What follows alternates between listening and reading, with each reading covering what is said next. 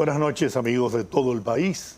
Nosotros a las 8, Juan Taveras Hernández, Juan TH, Georgie Rodríguez, como es tradición los días lunes, estaremos pasando revista a las informaciones de mayor interés, tanto en el ámbito nacional como internacional.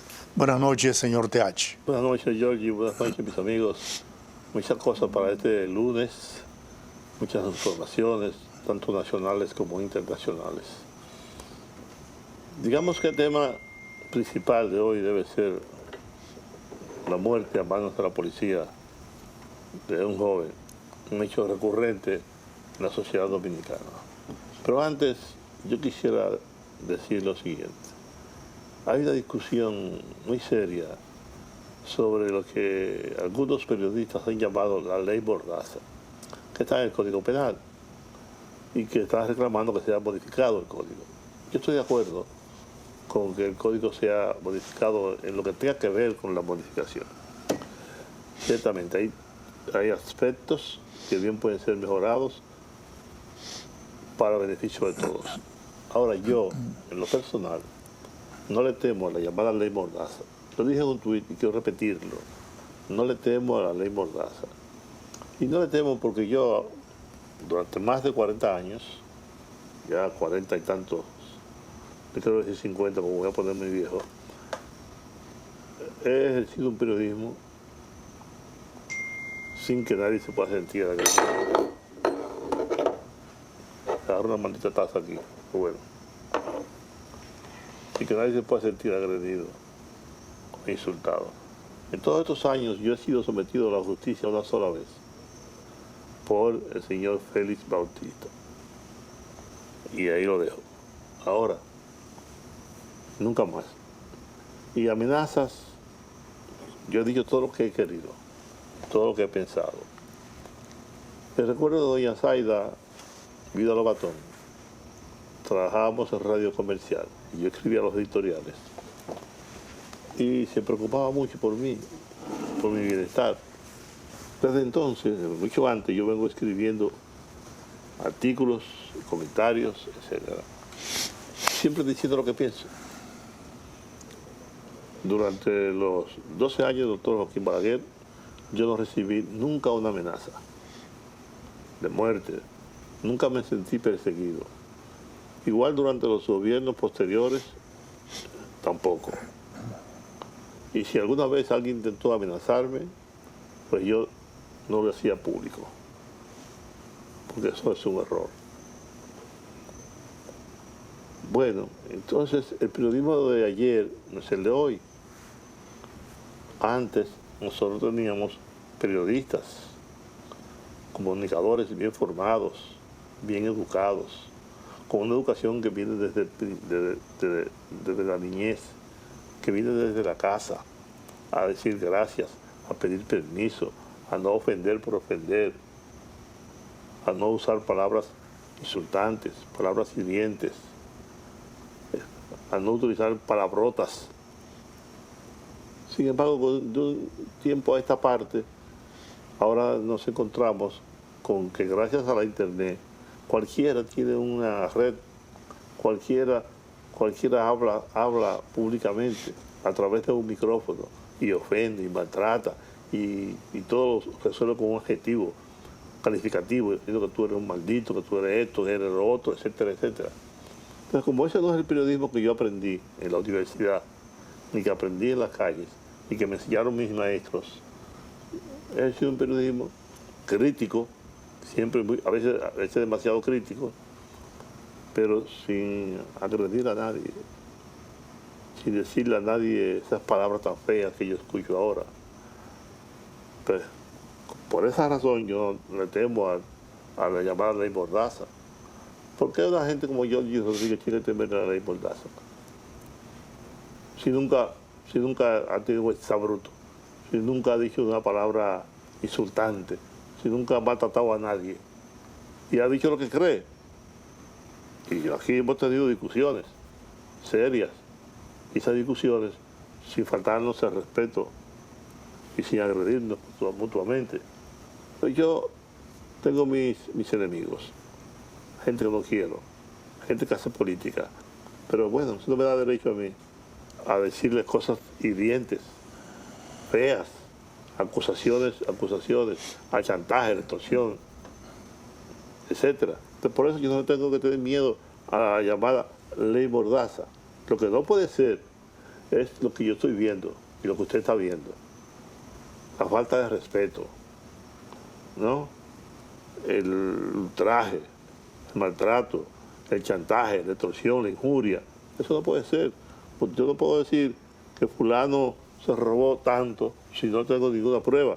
Ah, si usted la tiene, si alguien vino y le trajo a usted documentos, si usted lo vio, dice que fulano de tal cometió un acto de corrupción, usted responsablemente no lo usa eso para, como yo sé de un caso de alguien que tenía en sus manos unos documentos que probaban que un funcionario era un corrupto, un ladronazo, y lo usó esos documentos y fue y se le dijo, mire, yo tengo estos documentos, lo voy a hacer público a menos que usted no me dé tanto. Ya eso es una extorsión. Una extorsión. Es un chantaje. Ahora, si usted tiene esos documentos, usted lo puede publicar en un periódico o en su columna, donde usted quiera, lo puede decir en un programa de televisión. O someterlo ante la Procuraduría Fiscal, ¿no? O usted mismo puede hacer eso, someterlo. Pero usted tiene las pruebas. Y yo le puedo decir a usted varias cosas que me han pasado a mí, ¿no? Cuando el libro aquel de Leonel Fernández, Leonel y yo, a mí me lo dieron ese libro en la maquinilla para que yo lo asumiera junto con el autor. Cuando yo lo vi, que lo leí, dije, no, yo no presto mi nombre a esto. Y no lo hice, ¿no? Cuando el caso de Margarita, que tenía una cuenta en que yo qué sitio, un banco extranjero, a mí me iban a dar esa información junto con un documento. Ahora, cuando yo lo vi, que lo vi seriamente, eso lo da la madurez y el compromiso y la responsabilidad que usted tiene al ejercer esta profesión. Dije, no presto mi nombre a eso. Usted tiene que tener cuidado, ¿no? Usted está en una sociedad y usted tiene que respetar a los otros y respetar la dignidad y el buen nombre de los demás.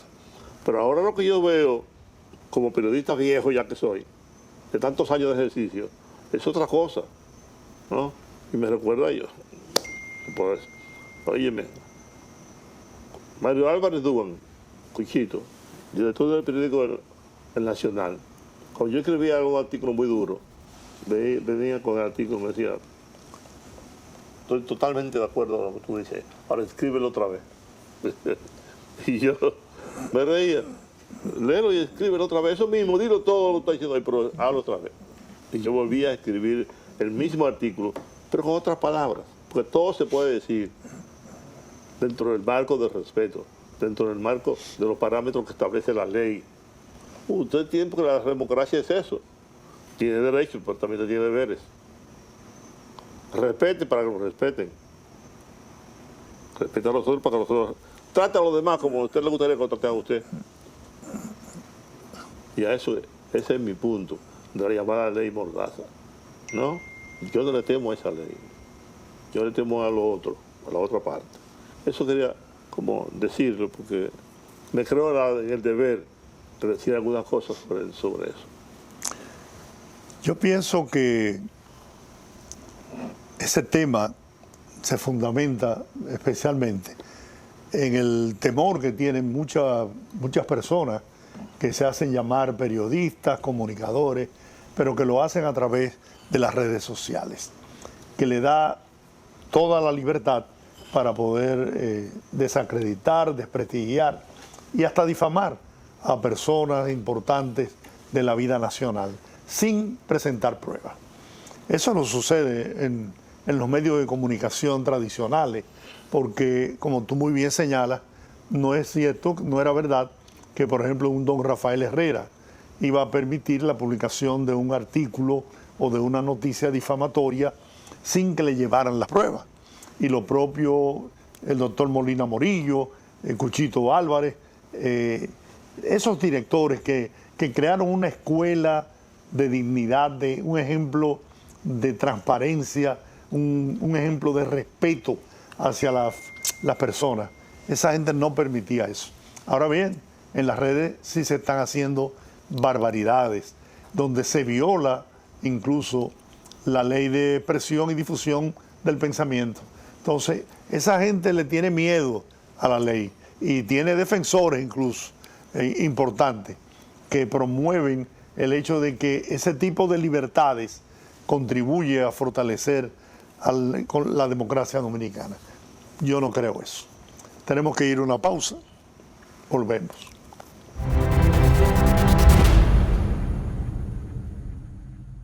Yo, al principio, les decía que el tema crucial de este programa de hoy es la muerte de un joven a manos de un policía. Y me recuerdo una consigna del año 1970, cuando vino al país el profesor Juan Bosch del exilio. Y yo estaba en lo que hoy es el Parque de la Trinitaria. Estaba militarizado por completo. Y teníamos una consigna que decía: policía honesto no masacra a su pueblo. Policía honesto no masacra a su pueblo. Fuimos a recibir al profesor Juan Bosch. Ese día mataron a una muchacha de un balazo. Y recuerdo otra consigna memorable que decía: ¿quién mató a Sagrario Díaz? La maldita policía. Y aquí hay una tradición de violencia, de muerte, de intercambios de disparos, entre comillas, la policía matando gente. Y es como una guerra. Yo escucho que en la guerra de Ucrania y Rusia se mataron 8, mataron 10. ¿Cómo va a ser con todas esas armas? Aquí la policía ha matado en pocos años más de 5.000 personas. ¿Cómo es eso? Que la policía... Y habría que hacer como un estudio, y no sé si el gobierno lo hizo, debió haberlo hecho cuando comenzaron la reforma policial. ¿Quiénes son los que se enganchan a policía? ¿Son jóvenes estudiantes? ¿Son jóvenes de clase media? ¿O cuál es la estratificación social de esos jóvenes? ¿De dónde provienen? Bueno, provienen de los barrios, provienen de los campos, de sectores marginados, de sectores muy empobrecidos, que deciden entonces incursionar. Lo único que pueden aprender que es ser guardia o policía. Y para ser guardia o para ser policía tú no necesitas mucho. No necesitaba antes ser bachiller, no necesitaba ser estudiante universitario, nada de eso. Nada de eso. Y esa formación de sectores violentos, sin ninguna preparación, pues, ahí se lo veía. El amigo nuestro, tanto de Giorgi como mío, y de este programa, Cándido Mercedes, escribió un artículo maravilloso que ojalá todos ustedes puedan leer. Porque la muerte de, ¿cómo se llama, Giorgi? La muerte de... Darling Mercado Reyes, 19 años. De 19 años, una barbaridad. Una barbaridad. Bueno, el presidente lo calificó como un animal. Un animal. Y caerá el peso de la ley sobre ese cabo. ¿Usted sabe lo que ha invertido el gobierno? Lo que ha invertido el presidente: tiempo, esfuerzo, dinero, en la modificación de la reforma policial, para que un agente dañe, eche por el suelo todo lo que se ha hecho, con un hecho de esa naturaleza, abominable por completo, repulsivo. Y sin ninguna justificación, Juan. Claro. El cabo había detenido a un motorista para investigarlo. Eso lo están haciendo muy a menudo en las avenidas. Y se acercó un joven y sin mediar palabras, lo agarró y lo mató. Porque el joven vino en defensa a defender al motorista. Él entendió que eso era un acto de, no sé ni cómo calificar, pero de un animal. Mire, en los países de verdad, ningún agente puede dispararle a otro ciudadano. Sobre todo cuando no constituye una amenaza para tu seguridad personal. O sea, una gente desarmada, ¿cómo es que usted le va a dar un tiro? Eso no es posible. Fíjate que en Estados Unidos, cuando un agente está persiguiendo a un supuesto delincuente, si él bota el arma y sigue corriendo, el policía no le puede disparar. No. Porque no constituye una amenaza para nadie. O sea, por lo tanto, el policía no le dispara. Pero aquí no, aquí policía, yo a veces digo, debería estar desarmado. Y además de que debe haber, o hay maneras de usted someter a la obediencia a un ciudadano. Claro, también hay que otra cosa. No es el caso, pero aquí también hay que respetar la autoridad. Ese uniforme hay que respetarlo. Usted con su acción tiene que hacer que ese uniforme se respete, pero usted también como ciudadano tiene que saber que es la autoridad. Porque aquí yo veo también a la gente que agrede a los policías, que le ve encima. Claro, si yo le voy encima a un agente de la policía desarmado, el policía no tiene por qué darme un tiro. Se vaya conmigo a la trompada. Sí, así es. Pero que te mete un balazo. A mí lo que me irrita es que el expresidente Leonel Fernández no desaprovecha una oportunidad para hacer críticas sin aportar soluciones. Porque el presidente Fernández, se ha dedicado pensando que esto le va a ganar simpatías en el electorado y que él podrá, con esas declaraciones siempre de críticas, muchas veces sin poder probar las cosas que está diciendo, pues él piensa que con eso, ese casi 40% de rechazo que tiene en el electorado, él podrá superarlo. Entonces, hay una, en el artículo que escribió Cándido, formidable, hay un detalle, ¿no?, de las muertes que se produjeron en los periodos de gobierno, por ejemplo, del expresidente Leonel Fernández. 4.024 personas murieron a manos de la policía durante los gobiernos de Leonel Fernández. Solamente durante el gobierno, durante el mandato, la policía de Guillermo Fermín, alias el cirujano, más de 1.000 ciudadanos fueron ejecutados por la policía. Más de 1.000, solamente durante ese periodo. En el gobierno del presidente Hipólito Mejía murieron 1.060 personas, o sea, 3.000 personas menos. Claro, el Leonel gobernó 12 años, el presidente Mejía gobernó 4 años. En el periodo del presidente Danilo Medina, murieron 1.092 personas en 8 años que gobernó el país. Y en los 6 años, casi 7, ¿no?, que lleva el presidente Luis Abinader, hasta julio del 2026, han muerto 959 personas. Entonces, como quiera es mucho. Es mucho. Pero eso demuestra que realmente la reforma que ha sido estructural, realizada por el presidente Luis Abinader, está surgiendo efecto.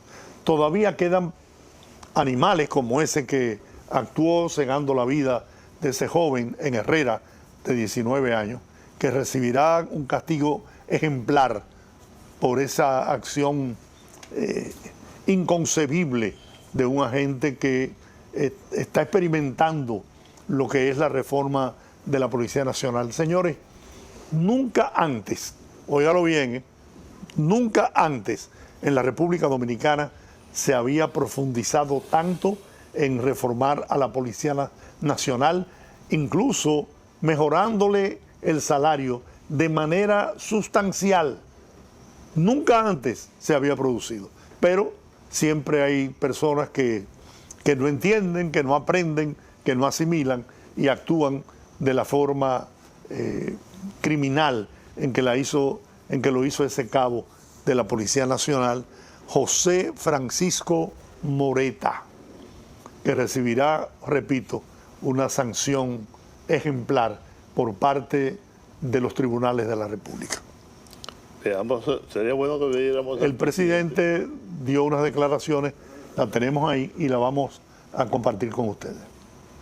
Desgraciadamente, la indignación que tengo actualmente, vamos a hablar de un tema que no tiene que ver con Texliti, pero es un caso que pasó en Santo Domingo Oeste, en el sector de Herrera, donde fue asesinado un joven de manos de un policía, que no puede llamarse policía porque eso es un animal, eso es un animal, y eso nos lleva a nosotros a esa indignación, que hemos hecho un enorme esfuerzo para llevar una reforma a la Policía Nacional y que seguiremos trabajando, y que una persona de esa categoría, como dije, un animal, entonces daña la imagen de muchos que están trabajando también correctamente, y lleva además el luto a una familia, que por cierto al padre se llama Romero Mercado, que es incluso un pastor evangélico. Lo llamé esta mañana para darle el pésame, no pudo hablar con su madre porque está interna con toda la razón. Me siento totalmente indignado y tiene que ir a la justicia para que no se repitan nunca esas acciones. Todos sabemos lo que es perder una familia, y cuando uno ve el video, como lo vi yo, todavía es más indignante.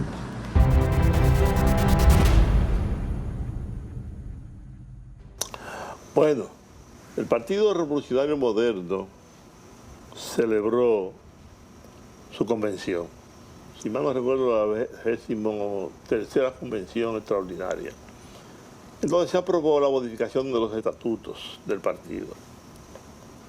Un acto importante en donde se resaltó la unidad del partido, la necesidad de mantenerse unidos, no hubo contratiempos, los aspirantes a la nominación presidencial se mantuvieron en sus puestos, no hubo algarabía de fulano, eso sí, ese es, o ella es, nada de eso. Fue un acto bien organizado, de mucha armonía y mucho entendimiento.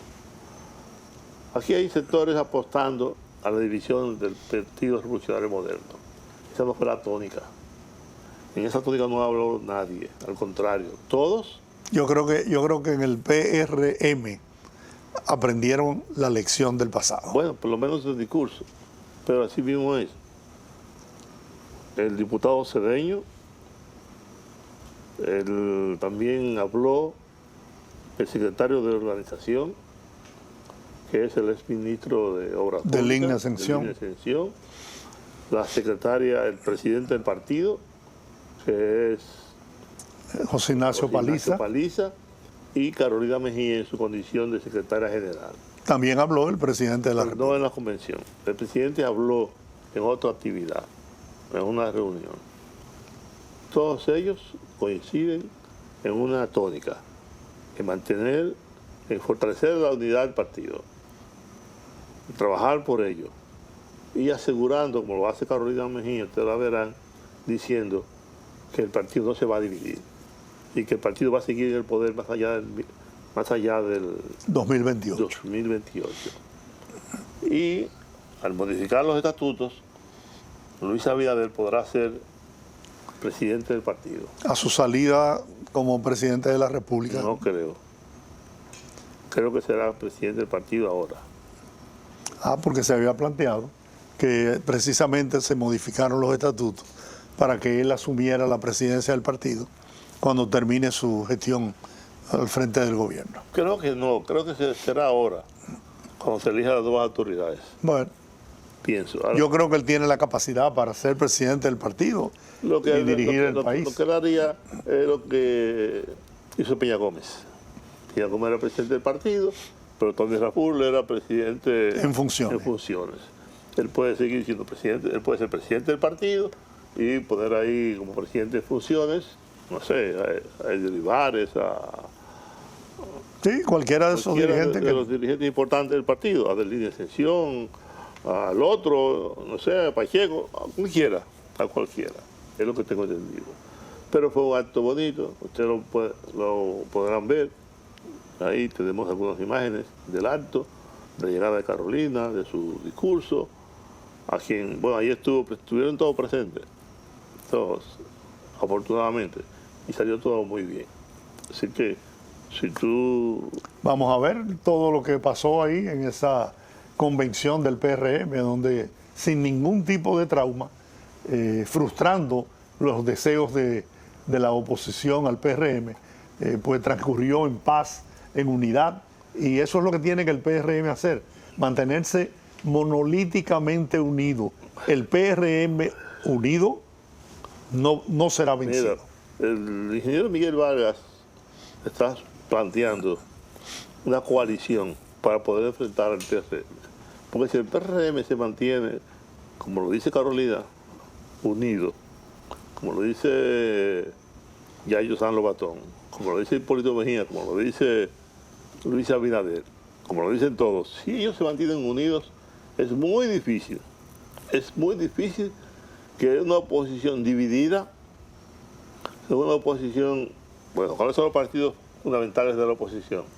Tú tienes a la Fuerza del Pueblo y tienes el PLD. Yo creo que se mantendrán divididos. Sí, ahí no hay forma de reconciliación. ¿No? O sea, las heridas al nivel personal que se hicieron Leonel y Danilo son insalvables. Aunque, y eso lo he visto muchas veces, aunque la realidad los obligue a una unidad, ¿no? Y eso habría que ver, el tiempo lo dirá. Mientras tanto, vamos a ver lo que pasó en la convención. Después de 8 años como secretaria general del PRM, que durante los cuales, junto a ustedes, he tenido el privilegio de contribuir a llevar 2 veces a nuestro partido al poder, lo primero que quiero decirles es gracias. Sigamos siendo el partido que escucha, lo he dicho cada vez que he tenido la oportunidad, el partido que cumple, el partido que pone siempre a la gente en el centro de sus decisiones. Y es que eso lo traemos en nuestra sangre revolucionaria. Primero la gente. Que nuestro futuro no lo van a decidir nuestras diferencias. Lo decidirá la unidad de sus dirigentes, de su militancia. Y mientras esa unidad exista, el PRM seguirá gobernando la República Dominicana.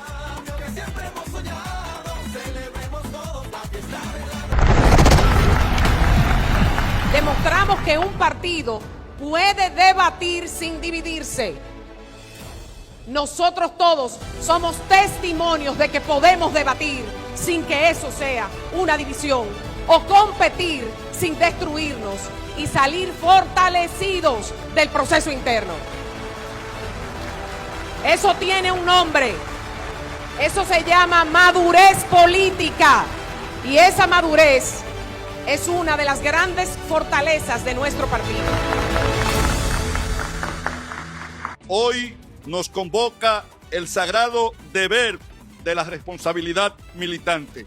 Esta no es una convención cualquiera. La reforma estatutaria que hoy aprobamos tiene una misión estratégica: adecuar nuestras estructuras y establecer los mecanismos de transición perfectos para seguir consolidándonos como el gran partido de gobierno de la República Dominicana. Compañeras y compañeros, nuestra hoja de ruta es clara y no tiene dobleces. Garantizar un proceso interno, democrático, transparente y unitario, dándole seguridad y garantía de honestidad y de transparencia a los que participen en el mismo. Convencido estoy de lo que le digo, porque quien tiene un porqué para vivir puede soportar casi cualquier cómo. Cuando el propósito es claro, los obstáculos dejan de ser barreras y se convierten en parte del propio camino. Los pueblos avanzan cuando convierten sus sueños en propósitos y sus propósitos en acciones. Hoy el propósito del partido, la unidad del partido, las ideas del partido, todo y cuanto ocurre por el corazón, el alma y las fuerzas de sus militantes están bien guiadas hacia un mayo del 2028 que será de victoria, de regocijo y de renovadas fuerzas y ánimos para emprender los caminos de la República y llevar a este país a puerto seguro en manos del Partido Revolucionario Moderno. Compañeros, compañeras, salgamos de esta convención más unidos que nunca. Pongamos siempre al partido por encima de cualquier diferencia. Fortalezcamos nuestra institucionalidad y mantengamos viva la participación de nuestra militancia. Un PRM unido, democrático, institucional y con una militancia protagonista. Será siempre un partido más fuerte, un partido que será la mejor garantía para renovar la confianza del pueblo dominicano y alcanzar una nueva vez la victoria en el año 2028. Ningún dirigente es más grande que el PRM, pero juntos el PRM es más grande que cualquiera de nosotros. Porque la verdadera fuerza de una organización no está en el brillo de una figura individual, está en la suma de miles de voluntades que avanzan en una misma dirección. Está en la capacidad de convertir esfuerzos dispersos en una causa común. Está en entender que nadie construye una nación solo. Ninguno de nosotros estaría aquí sin quienes caminaron a nuestro lado. Sin el compañero que tocó una puerta más, sin la compañera que organizó una reunión cuando parecía que nadie escuchaba, sin el dirigente que sostuvo la bandera en los momentos difíciles, sin la militancia que creyó cuando todavía no éramos una esperanza y no una realidad de gobierno. Porque la política, cuando es una verdadera vocación de servicio, nunca es una obra individual, es siempre una obra colectiva. Y la historia nos enseña que las grandes transformaciones no nacen de una sola persona, nacen cuando miles de personas deciden caminar juntas, cuando un pueblo se organiza, cuando una generación entiende que el futuro vale más que sus diferencias. Y eso es precisamente lo que representa el Partido Revolucionario Moderno. Somos una generación que recibió una responsabilidad histórica. La responsabilidad de demostrar que se puede gobernar con honestidad, que se puede transformar sin dividir, que se puede avanzar sin dejar a nadie atrás, que se puede ejercer el poder sin olvidar para quién se ejerce. Compañeros y compañeras, los cargos pasarán, las coyunturas pasarán, los nombres pasarán, todos nosotros pasaremos, pero lo que hagamos juntos puede permanecer durante décadas. Permanecerá en una carretera que conecta una comunidad, permanecerá en una familia que salió de la pobreza, permanecerá en un joven que encontró una oportunidad, permanecerá en una institución más fuerte, permanecerá en una democracia más sólida. Y cuando dentro de muchos años alguien pregunta qué hizo esta generación de PRMistas cuando tuvo en sus manos la responsabilidad de dirigir el país, que la respuesta sea clara. Estuvieron a la altura, escucharon, trabajaron, se mantuvieron unidos y pusieron siempre a la República Dominicana por encima de cualquier interés personal.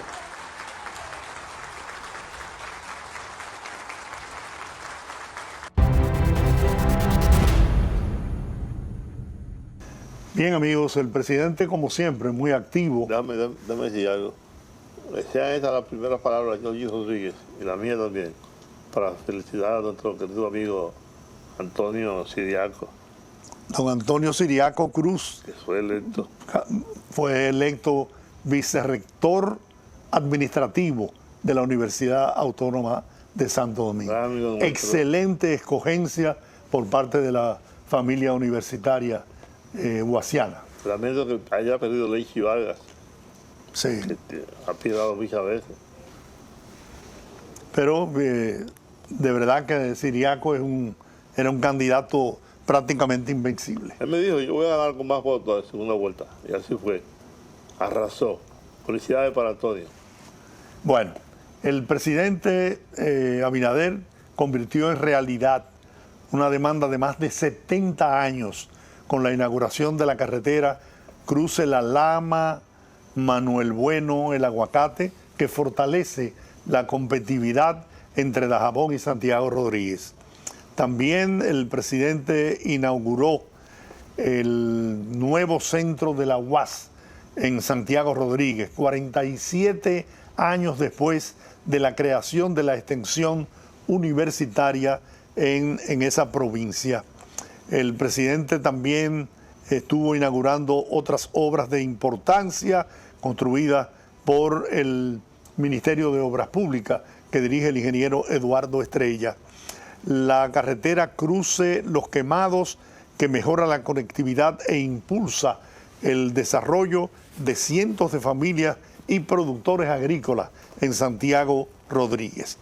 Esas obras y otras más que vamos a ver fueron inauguradas por el presidente en el fin de semana y es una forma de continuar proyectando un país próspero, un país en el que se puede confiar, un país en donde el gobierno que él preside está haciendo los esfuerzos extraordinarios para transformar la vida de los dominicanos. Vamos a ver todas las inauguraciones en las que participó el presidente Luis Abinader y con esto terminamos el programa de esta noche.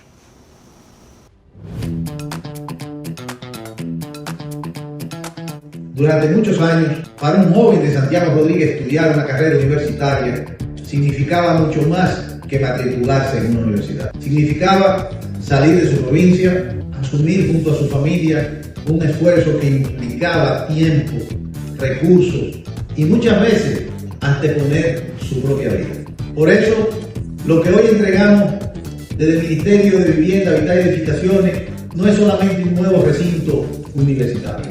Es el resultado de una visión de gobierno del presidente Luis Abinader, que ya suma en esta entrega 6 centros regionales UAS en los últimos 4 años. Una vía moderna de 2 carriles, de alta durabilidad, con señalización horizontal y vertical, con un drenaje avanzado que la protege aun cuando cambia la temporada.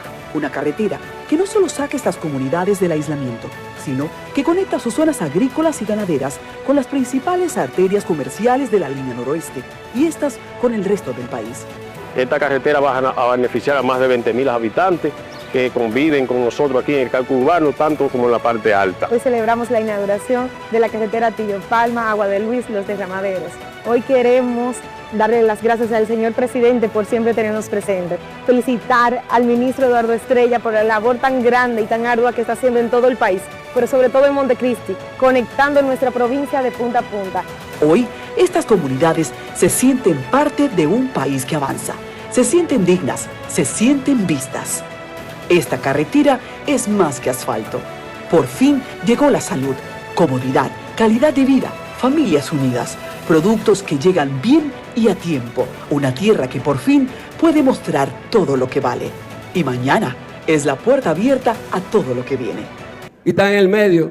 Si esos 42 kilómetros no se hubieran hecho y esto en Palma, la gente no estuviera demandando como está demandando esos 3 kilómetros. Entonces son importantes porque ese señor le ha hecho 42 kilómetros solamente aquí de carretera entre Villa Elisa y Atillo Palma. Entonces, eso es lo que hay que valorar. Y la comunidad de saber quién le hace, con el esfuerzo que está haciendo, que para el presidente Luis Abinader no ha habido crisis. Vino la crisis del COVID y la rebasamos. Vino la crisis internacional y la estamos rebasando. Y lo que hay que tener fe, esperanza y creer en ese hombre, que muchos creen o quisieran que se vaya antes, pero tienen que tirarse 2 años más como ese caballero. Entonces, es mucho lo que va a hacer por esta provincia. Gracias y que Dios me lo bendiga a todos. Esto era algo que necesitábamos en 40 años, que estábamos en necesidad y ahora fue que pudimos lograrlo en la gracia y la bendición de Dios. Llegó la tranquilidad de saber que el tramo, aunque sea largo, se cruza fácil. Las aproximadamente 3.500 personas que residen en Manuel Bueno, El Aguacate y el Cruce La Lana ya pueden estudiar, emprender, ir y regresar sin sentir que viven lejos del futuro. Pero estos 8 kilómetros no cambiaron el paisaje, les cambiaron la vida. El progreso finalmente encontró el camino de llegar. Le damos gracias al señor presidente muchos miles de veces porque estamos bajando la naiga y los motores desbaratándose los vehículos y arreglando lo que nos ganamos, tenemos que pagarlo en arreglo. Ese era mi sueño, de que yo anduviera en este motorcito corriendo esta calle.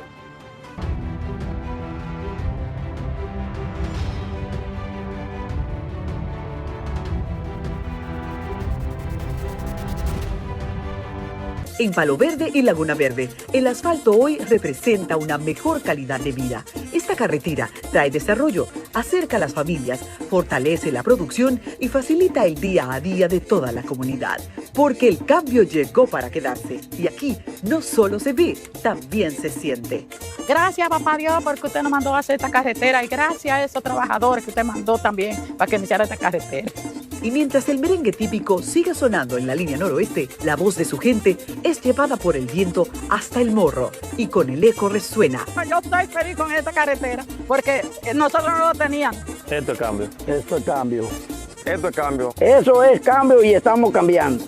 Guayubín, ninguno se va a quedar sin que le asfalten sus calles, y el propio municipio cabecera de Montecristi, lógicamente, cada uno hay que ir por parte, uno primero, no se desesperen, porque luego la gente dice, Eduardo allá dijo que iban a hacer la calle de la Mata de Santa Cruz y todavía no han ido. O sea, pero el programa que hay es para ir completando todas esas calles, porque gracias a Dios tenemos al presidente Luis Abinader todavía por 2 años más, no termina en diciembre. Hay gente que quisiera adelantarle el tiempo, pero no se le va a dar, porque Dios está con nosotros. Entonces, el hombre sigue ahorrando los chelitos y le va a seguir construyendo obras a esta provincia. Que Dios me lo bendiga a todos.